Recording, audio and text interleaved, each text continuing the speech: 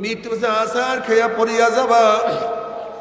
আল্লাহ পাক ডাক দেবে, ফেরেশতারে আমার নাফরমান জাহান্নামের কাজ করিয়া ফুল তুলিয়া আনন্দ ফুর্তি করিয়া কোন জাহান্নাম কামাই করছে, খবরদার ওই জাহান্নাম খানা না দেখাইয়া রুহটাকে কবজ করবি না।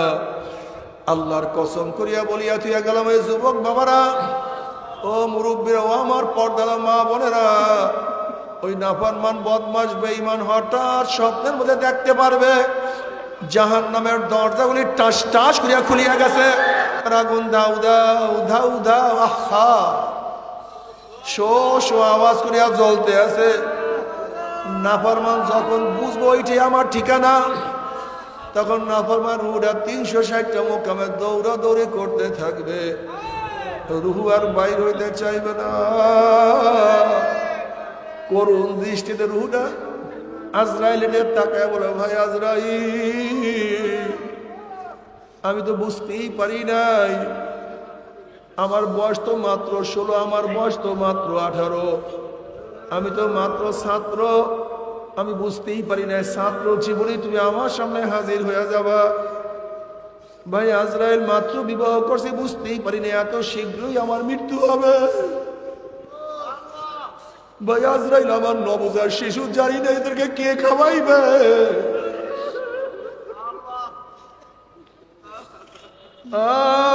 আমাকে একটু সময় দাও।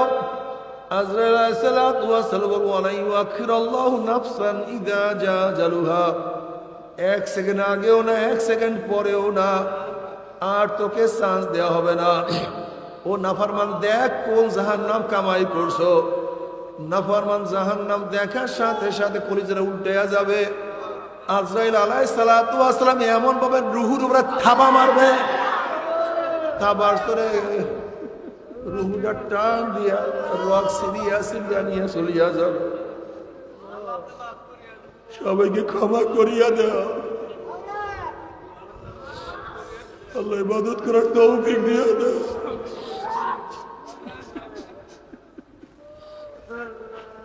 আল্লাহ গুনাহ থেকে বাঁচিয়ে থাকার তৌফিক দিয়া দাও।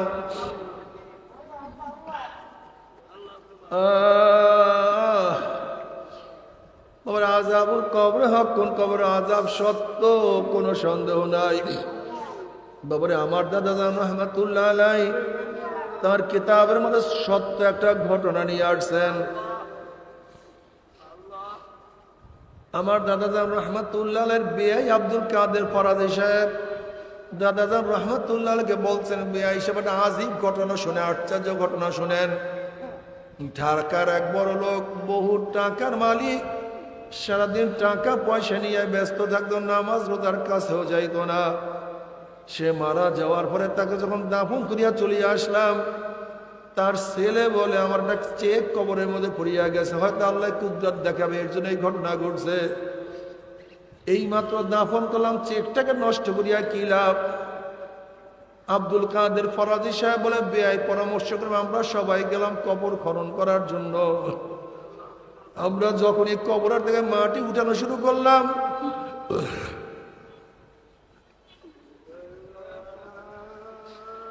হঠাৎ কবরের থেকে ধোঁয়া বাইর হওয়া শুরু হয়ে গেছে। আমরা চিন্তা করলাম এগুলি কিছু না, হয়তো গ্যাস ফরম অন্য কিছু হয়েছে। আব্দুল কাদের ফরাজি সাহেব বলে, বেআই সাহেব, যখন আমরা বাঁশ উঠাইলাম, ধোঁয়া পরিষ্কার হয়ে গেল। হঠাৎ লাশের দিকে তাকাইয়া দেখে লাশের জিহ্বাটা নিয়ে ইসলাম ঝুলাইয়া ফেলাইছে, হাত পা ভাঙ্গে একত্রিত করিয়া ফেলাইছে। আগুনের গরমে চেহারা পুড়িয়া শুয়ারের মতো কালো হয়ে গেছে। এই অবস্থা দেখে আমরা চিন্তা দিয়ে সব বেহুশ হইয়া পড়িয়া গেছি। 10-15 দিন পর্যন্ত খানা পিনাও ঠিক মতো করতে পারি না। বাবারে, ও বাবা, ও আমার মা,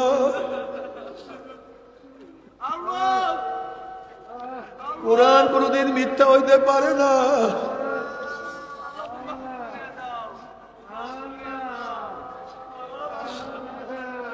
হাদিস কোনদিন মিথ্যা হইতে পারে না। আল্লাহর ওলিরা কোনোদিন মিথ্যা কথা বলতে পারে না।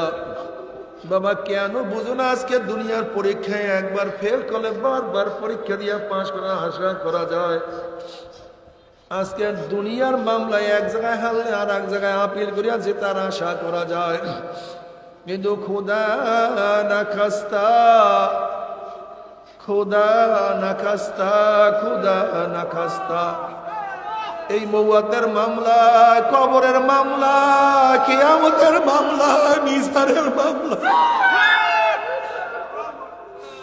ওই পুলসরাতের মামলা যে একবার স্লিপ কাটিয়া যায় আর তো আপিল করা যাবে না। আল্লাহ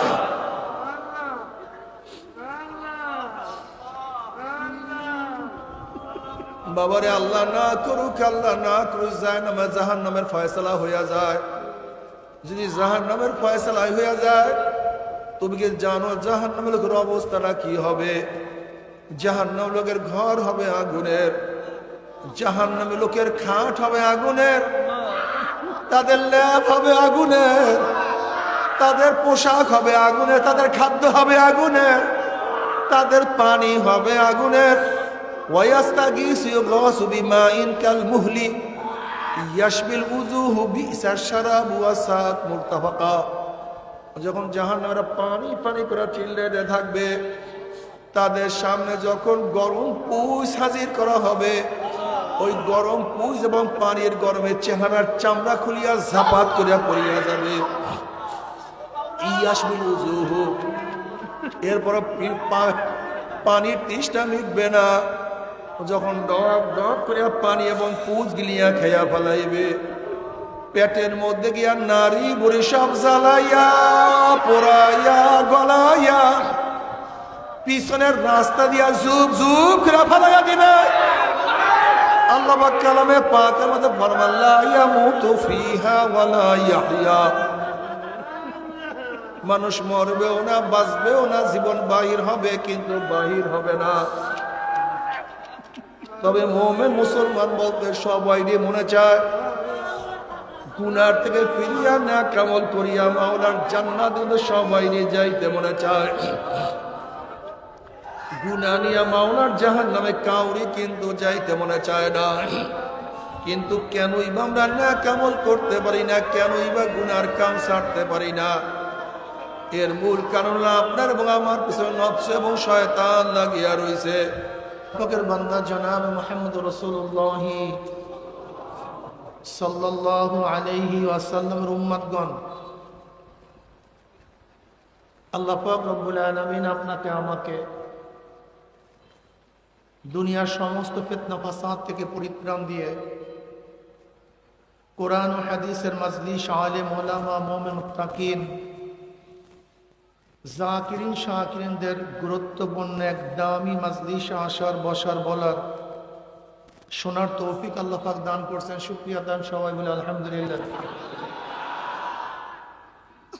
এই মাজলিস অনেক দামি, দামি মাজলিসে যারা বসে তারাও দামি হয়ে যায়।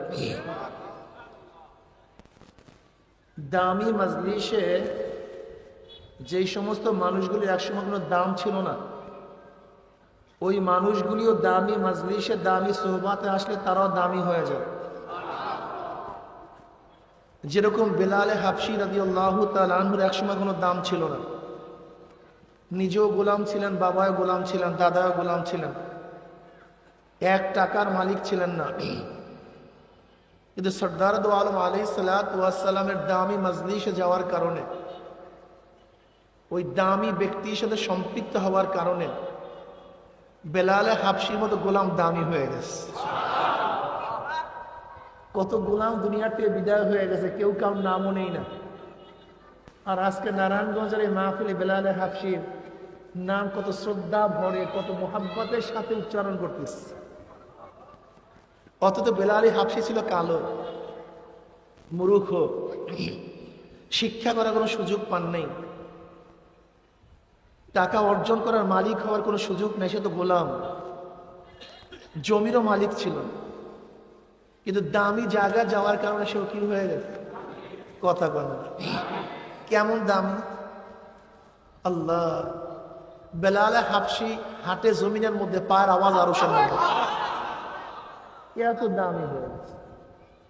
বেলালে হাবশি আজান দেয় জমিনের মধ্যে, আজানের আওয়াজ 7 তবক আসমান ভেদ করে চলে যায় আরশের মধ্যে। আপনারা জানেন দামি সোহবাদে থাকার কারণে রাবেয়া বসরি রহমতুল্লাহ আলাইহা, সেও লিয়ন্ডি ছিল, বাঁধি ছিল, চেহারাও খুব সৌন্দর্য ছিল এরকম না, অথচ দামি সোহবাতে যাওয়ার কারণে রাবেয়া বসরির নাম আমরা কত শ্রদ্ধা ভর উচ্চারণ করি, দামি জায়গায় গেছে।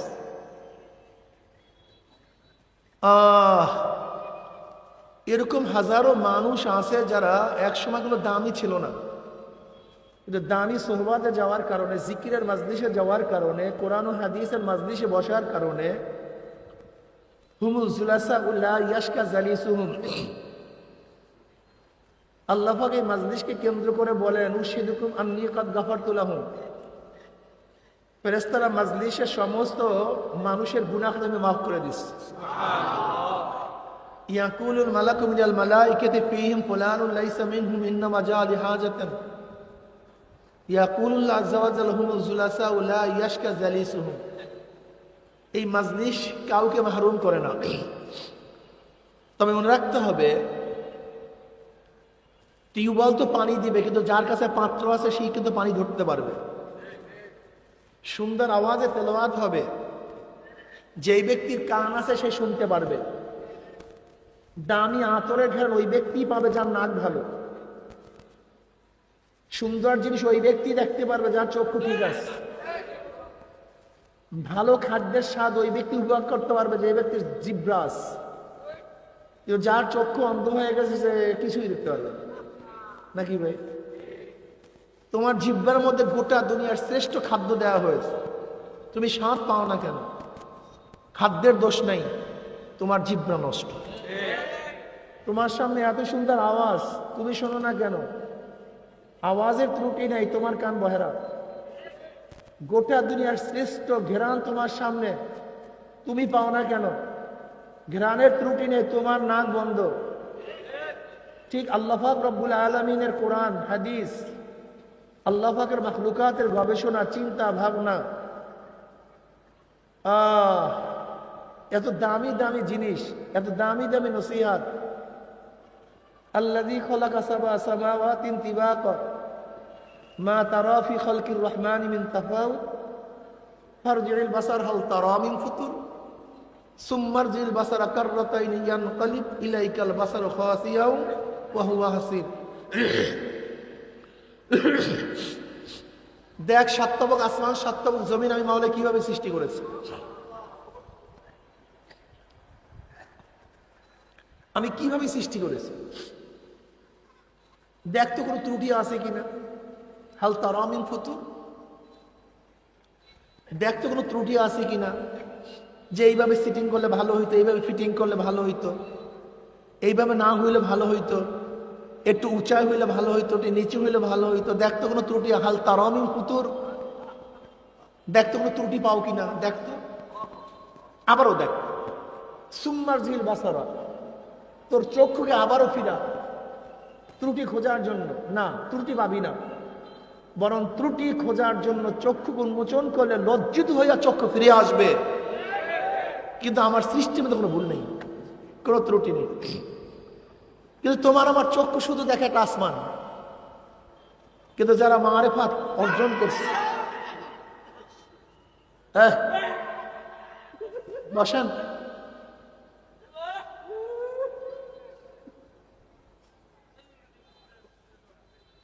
তাদের চক্ষু শুধু আসমান দেখে না।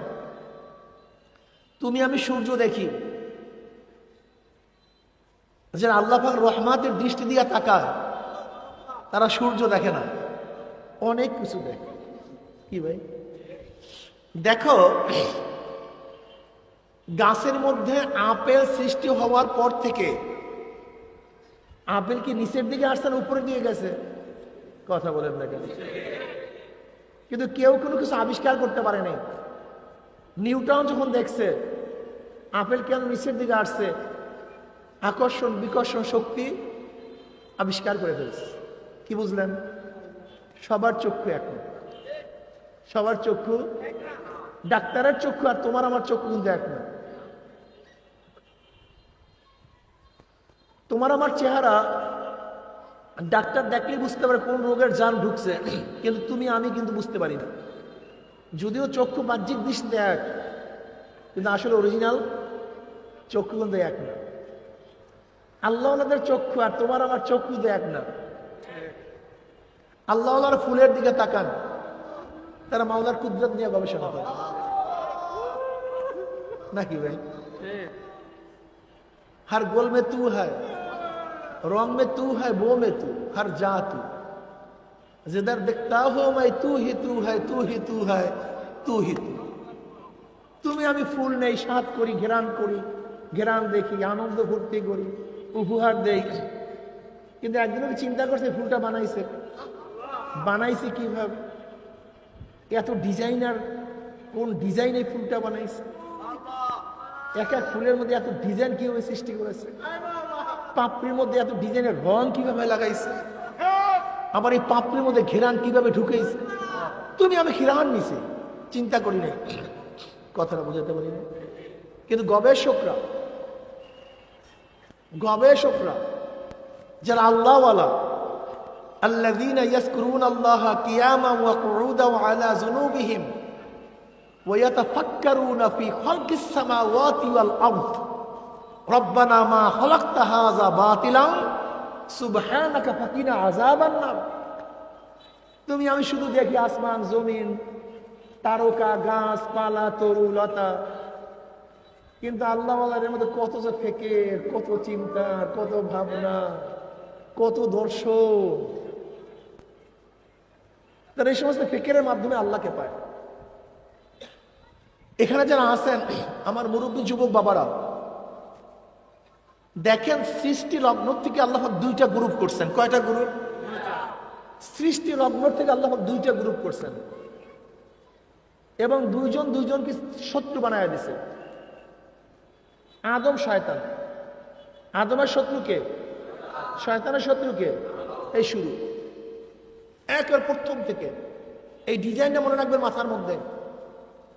প্রথম থেকে ডিজাইনই করছেন নেগেটিভ পজিটিভ।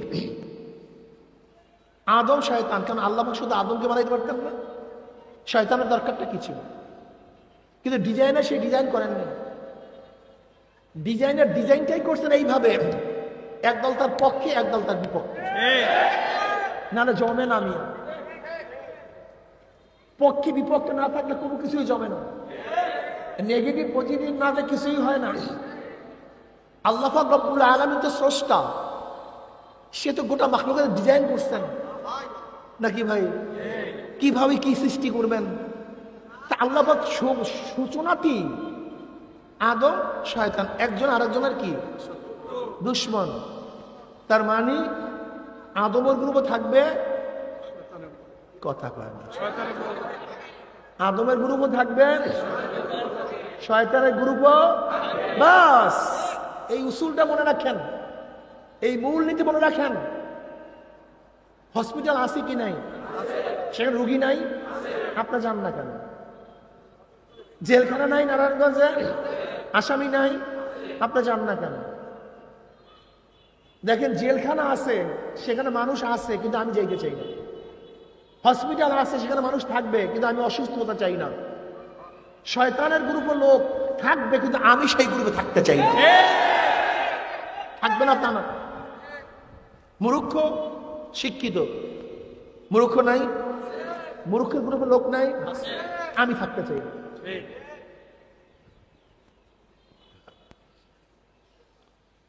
সুখী দুঃখী, দুঃখী মানুষ থাকবে, কিন্তু আমি দুঃখিত হতে চাই না।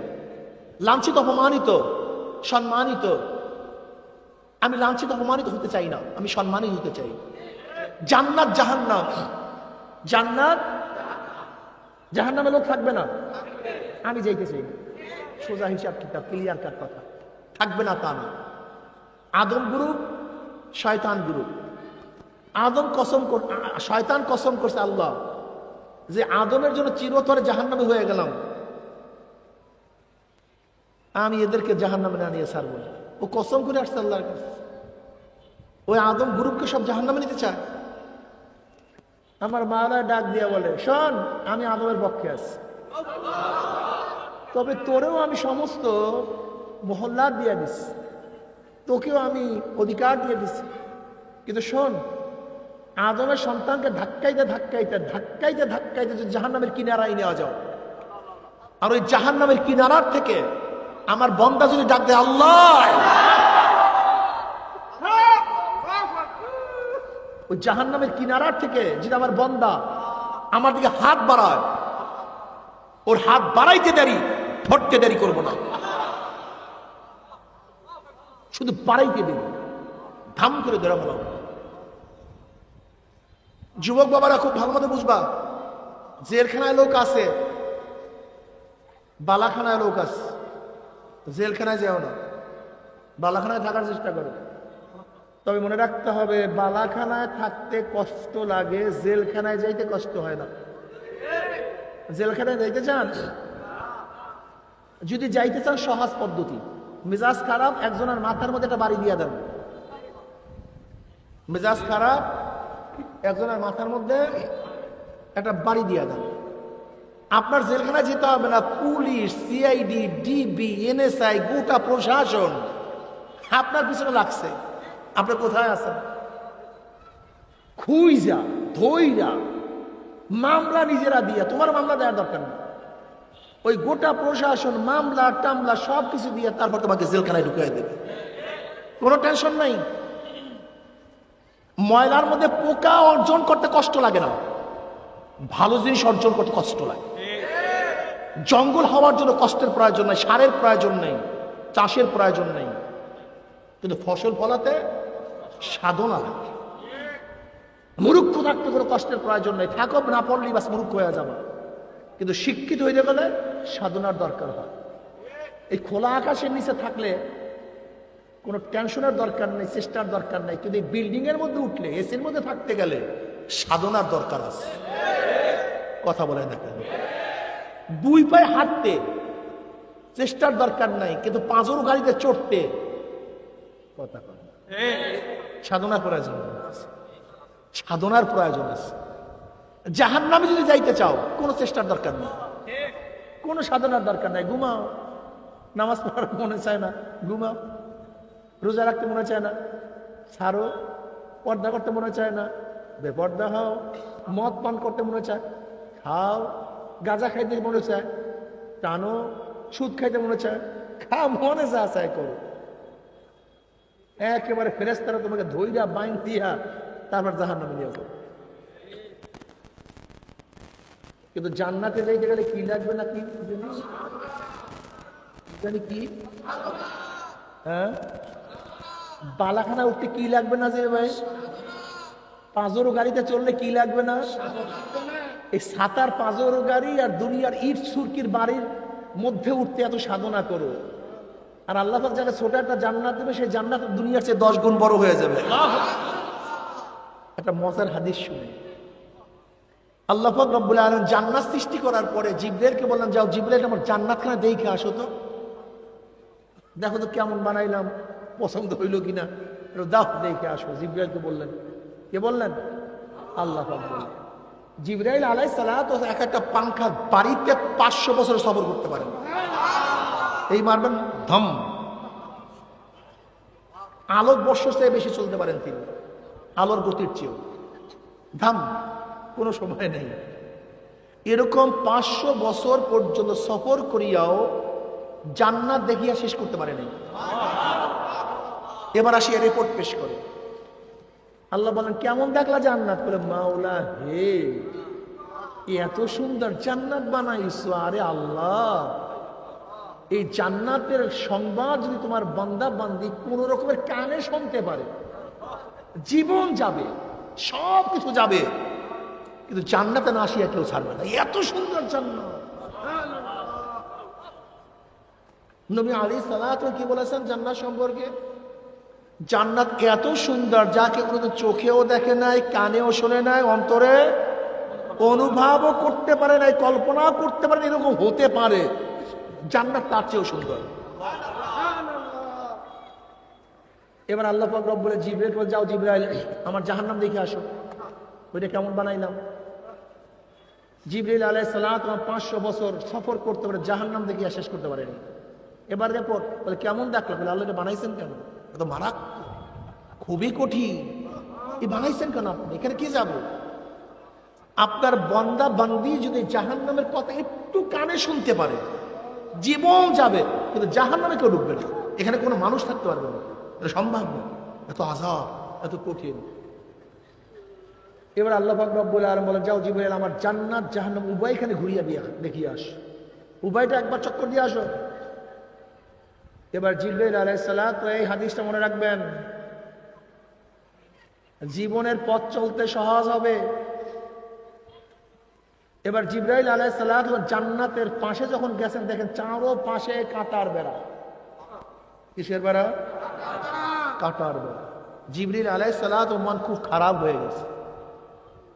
আর জাহান্নামের চারপাশে এত সুন্দর ফুলের বাগান, এত আকর্ষণীয়, এত শোভনীয়, ওখানে একবার কেউ ঢুকলে সহজ আর বের হতে পারবে না। জিবরাইলের মন খুবই খারাপ। আয়েশা বলতেছে, জিবরাইল আলাইহিস সালাতু ওয়াস সালাম রিপোর্ট পেশ করবেন, আল্লাহ তুমি জান্নাতের চারপাশে যেভাবে কাঁটার বেড়া দিয়েছে, আমার ভয় লাগতেছে, আমার খুবই ভয় লাগতেছে, আমার আশঙ্কা হইতেছে তোমার বন্দারা যখন জান্নাতে ঢুকতে যাবে, ওই কাঁটার আঘাত খেয়ে আবার ফিরিয়ে না আস, আমার ভয় লাগতেছে। আর তুমি জাহান্নামের চারপাশে যেইভাবে ফুলের বাগান, আকর্ষণীয় বাগান সৃষ্টি করছো, আমার ভয় লাগে একবার যদি বাগানের মধ্যে কেউ ঢুকে যায় আর ফুল তুলতে তুলতে না আবার জাহান্নামে পড়িয়ে যায়, আমার ভয় লাগতেছে। জান্নাতে ঢুকতে গেলে কিসের আঘাত খেতে হবে? আর জাহান্নামে ঢুকলে ভুলে যাবে। এইটা মনে রাখবে, এইটা মনে। ফজরের নামাজ, গোসল ফরজ, প্রচন্ড ঠান্ডা, গরম পানির ব্যবস্থা নাই। ওইদিকে মুয়াজ্জিন ডাকছে, হাইয়া আলাস সালাহ, হাইয়া আলাল ফালাহ, আসসালাতু খায়রুম মিনান নাওম। আয় নামাজের দিকে আয়, আয় কল্যাণের দিকে আয়। নামাজ তো ঘুমের চেয়ে কোটি গুণ উত্তম। ওইদিকে প্রচন্ড ঠান্ডা, গরম পানির ব্যবস্থা নাই, গোসল ফরজ। ওঠো ওঠো, গরম পানি বাদ দিয়ে ঠান্ডা পানির মধ্যে গোসল করো, জান্নাতের কাজ করো, কাঁটা ফোড়ো। কষ্ট লাগছে কি লাগে নাই? কাঁটা ফোড়ো। প্রচন্ড রৌদ্র, এত রৌদ্র ঘরের থেকে বের হওয়া যায় না। তুমি ঠেলা গাড়ি ঠেলো, রিক্সা চালাও, রোজার সময় প্রচন্ড ক্ষুধার্ত এই অবস্থায় রোজা রাখো, জান্নাতের কাজ করো, কাঁটা ফোড়ো। জোহরের সময় বেচা কিনা প্রচন্ড গতিতে শুরু হয়ে গেছে, দোকান বন্ধ করিয়া নামাজে যাও, জান্নাতের কাজ করো, কাঁটা ফোড়ো। বন্ধুরা সব আসরের সময় খেলায় মত্ত, তোমারও মন চায় খেলা করি। ওদিকে মুয়াজ্জিন বলে, হাইয়া আলাস সালাহ, হাইয়া আলাল ফালাহ, কল্যাণের দিকে আয়, নামাজের দিকে আয়। খেলাধুলা বাদ দিয়া জান্নাতের কাজ করো, কাঁটা ফোড়ো।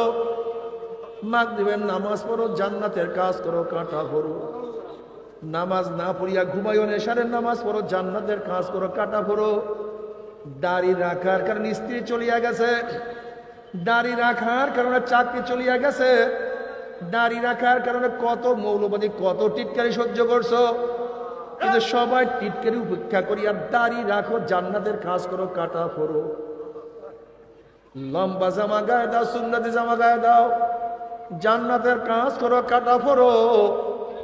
প্রচন্ড ক্ষুধার্ত, কিন্তু হারাম খাইও না, কষ্ট করিয়া থাকো, জান্নাতের কাজ করো, কাঁটা ফোড়ো।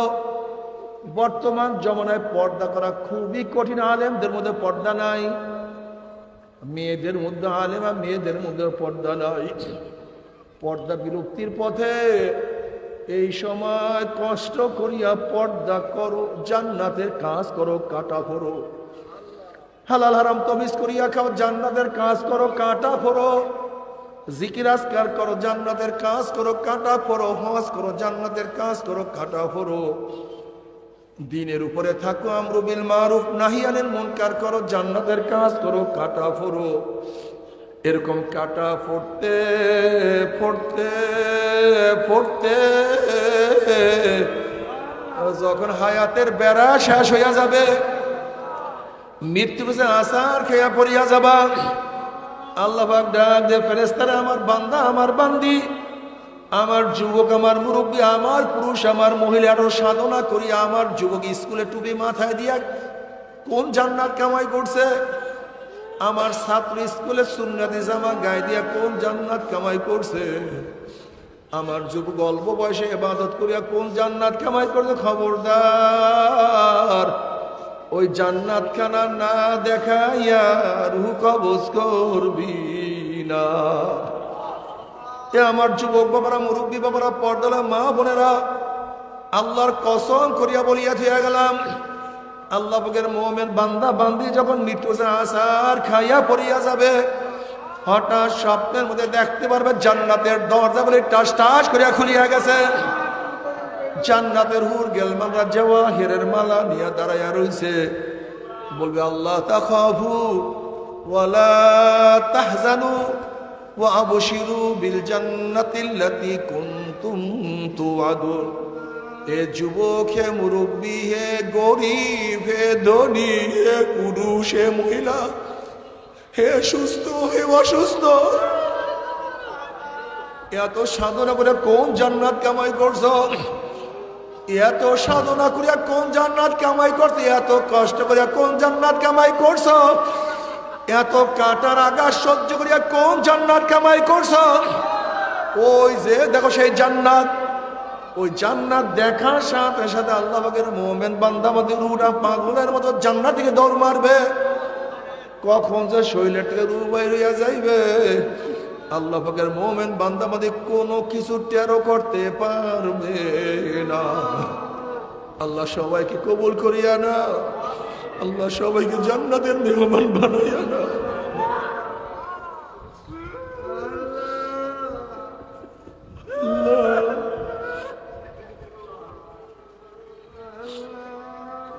নবী আলাইহিস সালাতু ওয়াস সালাম ফরমান, হে আমার বান্দা বান্দী, হে আমার উম্মতেরা, যখন জান্নাতের সুসংবাদ শোনো, 2 ফোঁটা চোখের পানি ফালাইয়া দিয়ে আল্লাহর কাছে দোয়া করো, মাওলা হে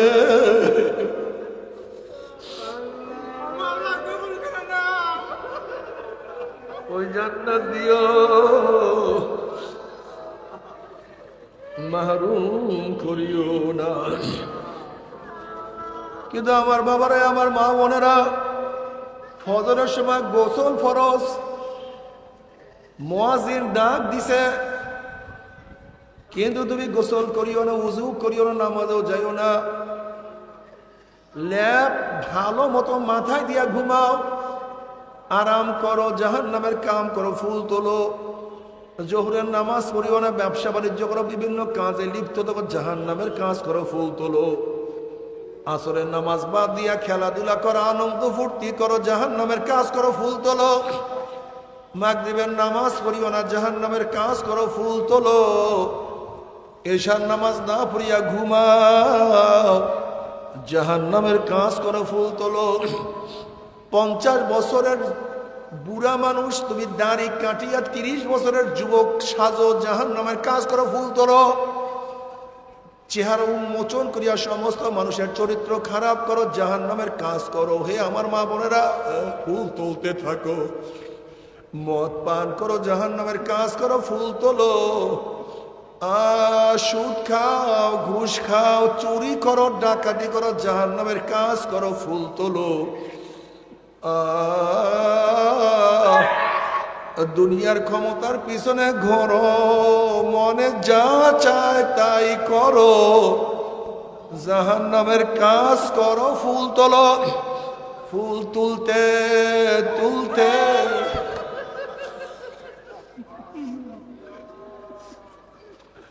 ফুল তুলতে তুলতে হায়াতের বেড়া যখন শেষ হয়ে যাবে, এই নফস এবং শয়তান থেকে ফেরার জন্য যে কোনো একজন হক্কানি আল্লাহর ওলির হাতে হাত দিতে হবে রে বাবা। খবরদার, বর্তমান জমানা পীর মুরিদের নামে ভেজাল, ব্যবসা, দলাদলি হিংসা হাসাদে পরিণত হয়ে গেছে।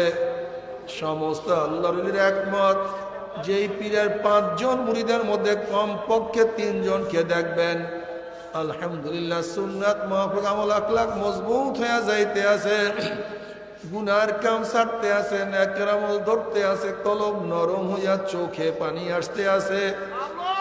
বৃক্ষতর নাম কি, ফলে পরিচয়।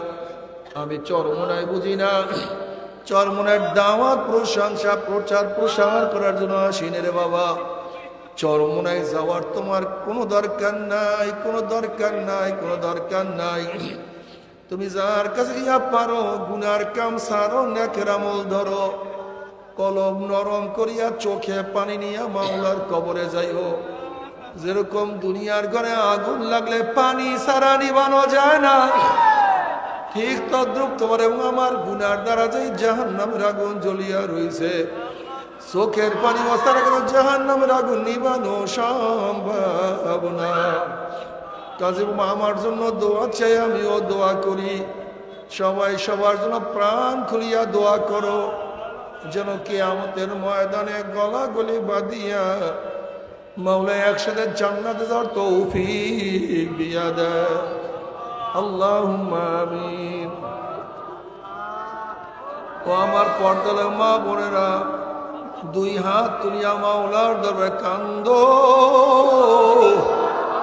আর মাওলার কাছে মাপ চাও। আল্লাহ আমরা প্রতিভায় গুনাহগার বান্দা, আমরা প্রতিভায় গুনাহগার বান্দা, প্রতিভায় গুনাহগার বান্দা, গুনার বোঝা মাথায় নিয়া আপনার শাহী দরবারে হাত তুললাম রে মাওলা। আল্লাহ আমরা যতই গুনাহ করি না কেন, আমাদের গুনার সীমা আছে, সংখ্যা আছে। তোমার রহমতের কোনো সীমাও নাই, সংখ্যাও নাই। আমার গুনার দিকে না তাকাইয়া তোমার রহমতের দিকে তাকাইয়া তুমি আমাদের জিন্দগির সমস্ত গুনাহ খাতা মাফ করে দাও আল্লাহ। আল্লাহ তুমি মাফ করবাই না, ক্ষমা করবাই না। তাহলে তোমার বান্দারা এখানে কেন আসছে? আল্লাহ কি পাওয়ার জন্য আসছে, কি চাওয়ার জন্য আসছে? আল্লাহ আমরা দুনিয়া পাওয়ার জন্য আসি নাই, দুনিয়া চাওয়ার জন্য আসি নাই, দুনিয়ার বিপদে পড়িও আসি নাই। আল্লাহ কেউ নামাজ কাজা করিয়া ফেলাইছি, কেউ রোজা ছাড়িয়া দিছি, কেউ বেপরদা